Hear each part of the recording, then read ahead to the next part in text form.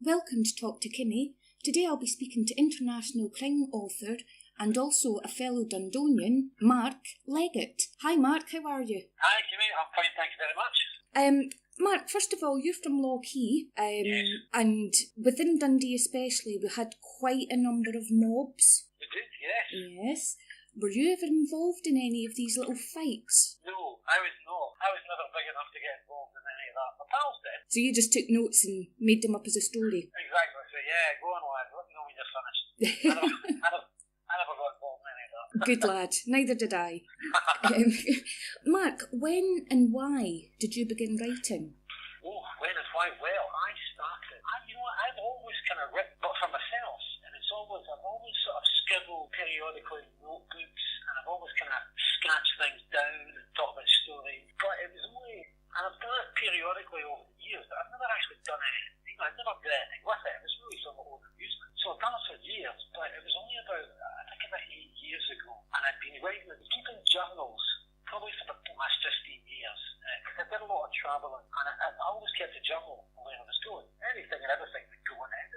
It was only about 9 years ago I thought, I'm going to do this. I'm going to stop talking about it, thinking about it, and writing about it, and actually just go and do it. Just sit down and go for it, man. I mean, what's the worst that can happen? Exactly. So I thought, no, I'm going to. I had living down the southwest of France, and I had 2 months off between contracts, and I had time off, and I thought, just do it. Stop just moping around the house in the sunshine, taking the dog for a walk and all that jazz. Mm-hmm. Just got on with it. So I did, and I just went up to the nearest village in a home.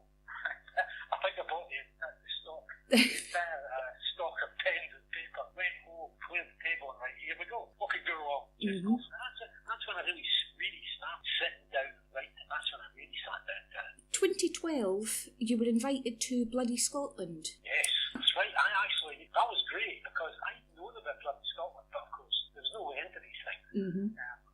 Although I finished the book, and I was trying to get an agent at the time, I saw this coming up, I thought, well, that's very interesting. Glenn Anderson as well, some of my favourite authors. So I sent off, I went in, I was doing the competition, I sent off my answer, I thought, why not, go for it. Mm-hmm. They can only say no. So I sent it off, and I was actually triumphed again when I got this email back from Lynn saying, congratulations, you won a prize where you've been selected to appear in bloody Scotland 2012 picture book. Oh, get it. Get it, indeed. And it was great. I was really nervous, but I really enjoyed it, yeah. When did you first consider yourself to be a writer? You know, that's a really good question. I don't know. I would imagine, I'd thought about this before, and I'd said to other people, when I was writing the book, people said, oh, no, I'd like to be a writer. I said, what do you write? Oh, yeah, I'm doing a story. I said, well, you're a writer. That's it, you're a writer. Doesn't matter. Being published or not published or what, it's not a criteria for I will be a writer when I'm published. Mm-hmm. If you write, you're a writer. That's it. Okay, and if you speak, you're a speaker. Yeah, I worked out for myself. I thought, yeah, I'm a writer. So that's it. That's what I do. That's what I love. Mm-hmm. I may not do that as a day job at the moment, but maybe someday. But I thought, yeah, when I looked at my stuff, I looked at the journals, I've got tons of journals, I thought, yeah, I'm a writer. I'm not very organised. It doesn't make much sense, but I'm a writer. Mm-hmm. Okay. What books have influenced you the most? Oh, now, this is a good question. I'm not sure that any particular book has influenced me, but there are some styles which when I read the book and the style of it, I thought, oh, I see, that's what style is. Then I could kind of tell the difference. First one I think was Sunset Song by Lewis Garcia Gibbon. The other ones I saw, and this is quite an eclectic mix, was it was the books by Alistair MacLean. Okay. By Alistair MacLean years ago. Those ones. The other one that I liked for the style, I thought, is the Flashman series of novels. Love them. And the last one, which always stick in my mind, is How to Write Short and Sharp, Right to the Point, by Spike Milligan. And what is poetry? All that kind of stuff. It's a war memoirs, which started off with Adolf Hitler, My Path and His Downfall. Yeah. They are my favourite books.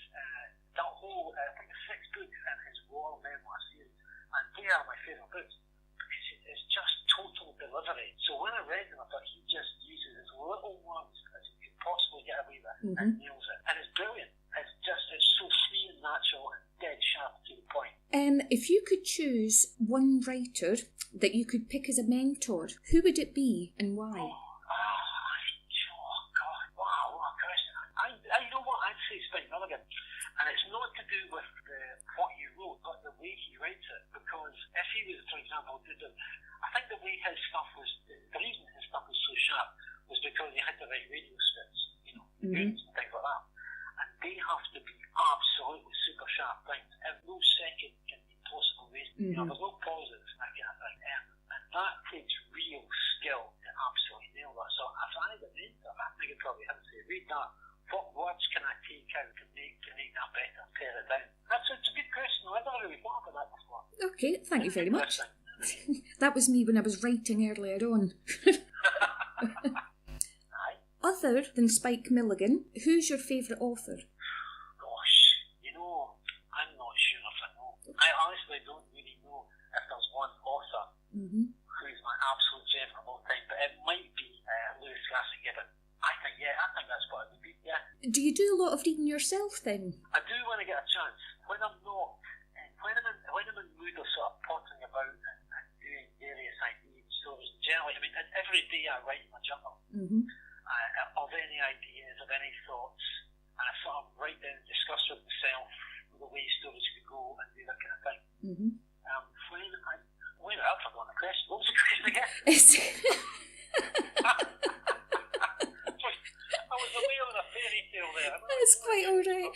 That's alright. It was just, do you get a chance to read often? Yes, yeah, that was the thing. Yeah, when I sit down, when I'm not doing the full-on writing of a book, and the other side of it, when I'm just doing the journal and my notes, at that point, that's when I read, and I have no particular, I have a to-be-read pile, and I'll just pick out whatever I fancy. But when I've got to the point where I'm about to start writing a book, I don't read I read very little, because my head is totally consumed with this one which I'm writing. Don't step out and read things, and my to-be-read pile just gets bigger at that point. So that's true. Maybe I'll have a break halfway through for a few weeks, so I can go back to it fresh. And at that point, I'll read more books. Okay. Mark, we're going to your main character, the CIA technician Connor Montrose. Yes. Where did you get the name Montrose from? Years ago, when I first moved to Edinburgh, in our flat, I shared a flat with a couple of friends in Dundee. One of them, Chris Close, he is the guy who does the photography at the Book Festival. You go round and see all the photos, that's Chris's one. We shared the flat for years. And above the fireplace, Alison, his school friend of ours, she had a picture of Highlander. Remember when the film came out? And he was called Connor MacLeod. So that's where Connor came from. Okay. But Montrose was, it was a history book, and it was all about the Marquis of Montrose. And I liked one of his quotes, which I always had in my books, which is, "You neither fear your fate too much, or his deserts are small, to put it not into the touch, to win or lose it all." And I really liked that. And Montrose came from him. James Graham, Marquis of Montrose. Okay, well I thought you'd just maybe had a trip up to Montrose, so blows that out the water. Been there too. How similar would you say, or how different are you to that character? I am I'm different to that character in that I would probably be a bit more, I wouldn't charge in the way he does. He gets a bit too angry and emotional about things sometimes. Although, reasonably enough, in the book, he has a very, very good reason to be angry. So I would be similar to him, I think, in working out solutions to problems, because I kind of get the day job, I kind of get paid for working out solutions to problems. But in his, he is a bit, I don't know, chances are a wee bit too much sometimes, and I'm probably more decisive than he is. Sometimes he can't make his mind up, but I must, it's really good. I'm thinking about it, am I similar to him in the way he reacts and what he does? I'm thinking, yeah, probably am actually. Yeah. and I'm desperately trying to hide it. Oh, bless. No, I think I probably am going off a handle sometimes. It's not me. It's not me in the book. It is a different character. Okay. I don't always agree with the way what he does, but it's his story, and he does what he does. Just coming up for the rest of this year, Mark, what have you got going on? I know you're attending the I Write show. Yes, tremendous. I'm really chuffed to get an invite to I Write Glasgow, because that's just such a big literary festival, and that's going to be fantastic. And I'm on with a couple of guys, one of whom I know, Mason Cross. I know him quite well. I'm going to see him in a couple of weeks. I'm really looking forward to being on that. I quite like getting to ask questions in front of an audience about the book, because the people that are there are readers, and they love to hear about how the character has a bill and has a book and they're more of this. That's great. Right? So it's like preaching to the converted. Yes. So it's always a good audience. So that'll be such a good laugh. That's coming up. That's on the 19th. Yeah. Now after that, it's going to be a busy year, because after that, in about May or June, book 2 called The London Cage, that will be out. That's at the moment, it's with the publisher that's going through all the copy editing, proof editing, jacket design, and all that stuff. Going to come out probably May or June. So that's going to be busy. Loads of promotion going on there. We've got quite a few things lined up. Good. And I think, and then in July, I'll be at Thriller Fest in New York. So I'll be going. I help out sometimes. Sometimes I run some of the debut author mentorship work for the ITW International Thriller Writers. So they're big gigs. This thing called Thriller Fest in a big hotel in New York in Manhattan. So we'll be there. That's going to be great. Well, the other thing that's happening this year is we're going to have a crime tour. Myself and 3 chums, Gordon Brown, Douglas Skelton, and Neil Gross, are going to go on a little tour around the Central Belt, a pair of bookshops or libraries for an hour. Peter Barnett, another Scottish author, he is going to act as a compere and ask us lots of questions. So we'll be having an evening of crime in various. First we're going to do the Central Belt, and then we'll go further afield. So there'll be an evening of crime coming your way wherever it is. Excellent. Crack. Yeah, it sounds it. To kind of go back to Gordon Brown, I'm assuming that's not the ex-Prime Minister. No, it's not. I'm not sure I'd like to share the stage with him. I don't think I'd spend 10 minutes time without punching him. I'll forgive him for the tax license. We're still paying for it. Aye, Okay. that was Gordon Brown. South Glasgow. Right, okay. Just in case I get questions about that, you know.